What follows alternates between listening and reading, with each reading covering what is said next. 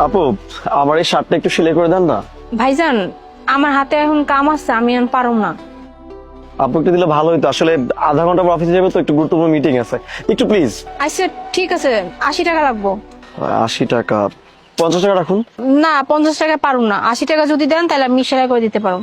আচ্ছা ঠিক আছে, সমস্যা নেই, করুন আপনি।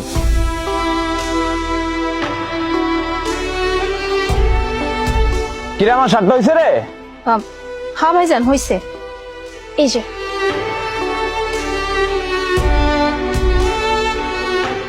এই যে টাকা। এই ভাইজান খারান, আপনার তো হয়েছে 80 টাকা, আপনি আমার 40 টাকা দিলেন কেন? 40 টাকা কই? কি মাত্র 2টা শিলের জন্য 80 টাকা? কি মাথা কি খারাপ হয়ে গেছে তোমার?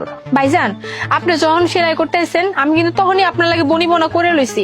আমি কিন্তু কইছি 80 টাকা লাগবে, আপনি কইছেন হ্যাঁ ঠিক আছে তুমি সেলাও আমি দিব, আর আমি সেলাই দিলাম এখন আমার 40 টাকা ধরা দিলে, এটা কেমন ধরনের কথা? যা দিছো ওইটা রাখো, আর নাহলে কিন্তু ওইটাও পাবা না। আইছে 80 টাকা।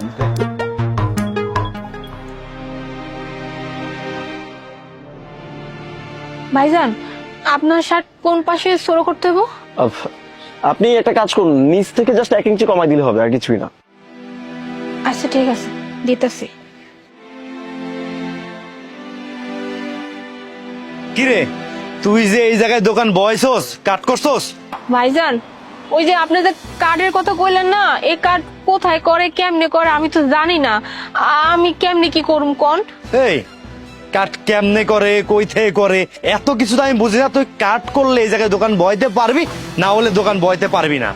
ভাইজান এটা কি কইতেছেন? আমি এনে দোকান দিতে পারুম না মানে? আমার এই দোকান তো অনেকদিন যাবতই এখানে আছে। আমি একটা কোচিং চালাই, কোচিং চালায় 25,000 টাকা স্যালারি পাই, তারপরে আমার সোসাইটি ছাড় দেয় নাই। সোসাইটি আমার কাছ থেকে কাট করতে 25,000 টাকা নিচ্ছে, আর তুই ফ্রি ফ্রি দোকানদারি করবি, এইটা তো আমি ছাড় দেবো না। আমার যেহেতু 25,000 টাকা লাগছে, এই সোসাইটিতে যারা দোকানদারি করে সবার 25,000 টাকা করে লাগছে, আর তুই কি ফ্রি ফ্রি দোকানদারি করবি, এইটা তো আমি হইতে দেবো না। আর সোসাইটির প্রত্যেকটি লোক আমার পরিচিত, তুই আজকে নয় ছাড় পাইলি, কালকে থেকে ছাড় পাবি না। তুই কালকে থেকে কেমনে ছাড় পাস এটা আমি দেখে নেবো। ভালোই ভালো যদি কাট করতে পারিস তাহলে এই জায়গায় দোকান নিয়ে বইতে পারবি, আর কাট না করতে পারলে দোকান নিয়ে বইতে পারবি না। আমি তোরে সাফ সাফ বলে গেলাম।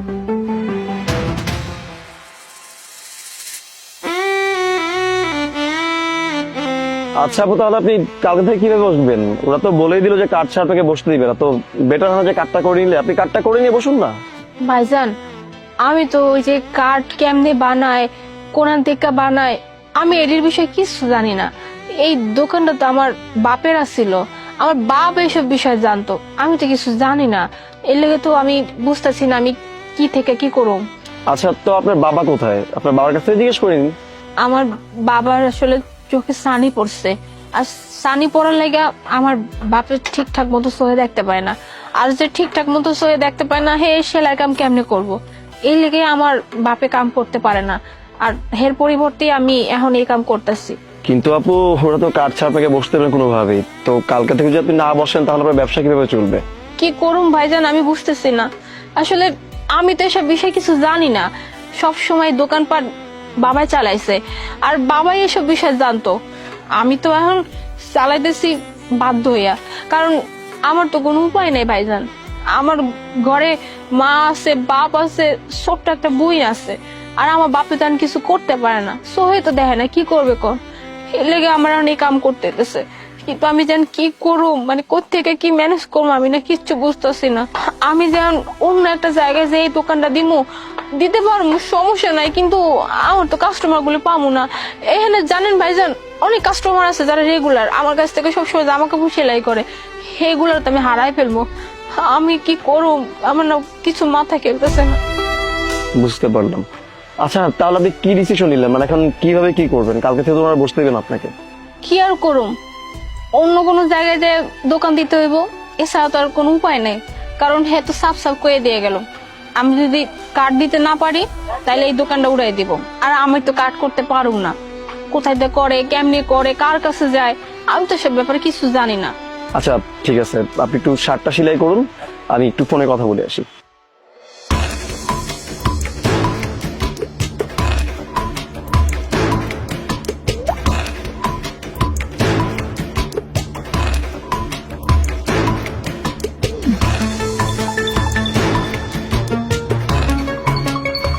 ভাইজান হয়ে গেছে,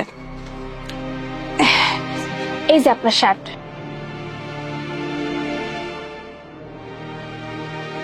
আচ্ছা শুনুন, আপনি একটা কাজ করবেন, সন্ধ্যাবেলা হচ্ছে আপনি 6 নম্বর ওয়ার্ডে যে কমিশনার আছে ওনার কাছে যাবেন। ওনার নাম হচ্ছে শাখাওয়াত হোসেন। গিয়ে বললেই হবে যে আমাকে পাঠিয়েছে আপনার কাছে। আমি ফোন করে সবকিছু বলে রাখছি, আপনি সন্ধ্যাবেলা গেলেই হবে। আপনাকে কার্ড বানিয়ে থেকে শুরু করে যা যা দরকার সবকিছু করে দিবে, আর একটা টাকাও রাখবে না। মানে এটি আপনি কি কইতেছেন? মানে আমি যাব এখানে, আমার কাট করে দিব, আমার দোকানে এখান থেকে উড়াইতে পারবো না? আমি তো কিছু বুঝতেছি না। মানে আমার এমনি এমনি কাট দিয়ে দিব? আপনার এত কিছু জানতে হবে না, আমি তো বললাম আপনাকে, আপনি জাস্ট যাবেন, গিয়ে আপনার কার্ডটা করে নিয়ে আসবেন। আপনি সত্যি সত্যি আমার কার্ডের ব্যবস্থা করে দিচ্ছেন? মানে আমি গেলে কার্ডটা পাওয়া যাবো? তাহলে তো এই দোকানটা আমার এখানটা কেউ উঠাতে পারবো না, এই দোকান তো এখানেই থাকবো। ভাইজান আপনি আমার লেগেছে কত বড় একটু উপকার করলেন, আমি আপনার বইলে বুঝাতে পারবো না। কিন্তু ভাইজান আপনি আমার লেগে কেন এই কাজটা করলেন কোন তো? আপনাকে আমার দেখে ভালো মানুষ মনে হলো। আসলে আমি এই সোসাইটির লোক, বাসা পাশেই। আমি জাস্ট ঘুরে ঘুরে দেখতেছিলাম যে ভ্রাম্যমান দোকান কোনগুলো বসছে, আর রাস্তাঘাটে কোন দোকানগুলো অবৈধ। আসলে আমাদের কাজ হচ্ছে অবৈধ যে স্থাপনাগুলো আছে, দোকানগুলো আছে, এগুলো উচ্ছেদ করা। তাই মাঝে মধ্যে ঘুরে ফিরে দেখি। তো আপনাকে দেখে মনে হলো খুব ভালো আর সৎ মানুষ।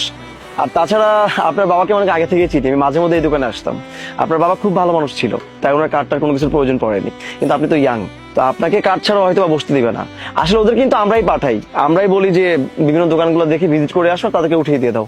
আর ওরা কি করে, যারা গরিব আছে, অসহায় মানুষ আছে, তাদেরকে জুলুম করে উঠিয়ে দেয়। কিন্তু চিন্তা করবেন না, আপনি যদি কার্ডটা একবার হয়ে যায়, আপনি নির্দ্বিধায় এখানে বসে আপনার দোকান চালাতে পারবেন, কেউ কোনো ডিস্টার্ব করবে না। আমি সবকিছু বলে দিয়েছি, আপনার কোনো হ্যাসেল হবে না। আপনি just যাবেন, কার্ডটা বানিয়ে নিয়ে আসবেন।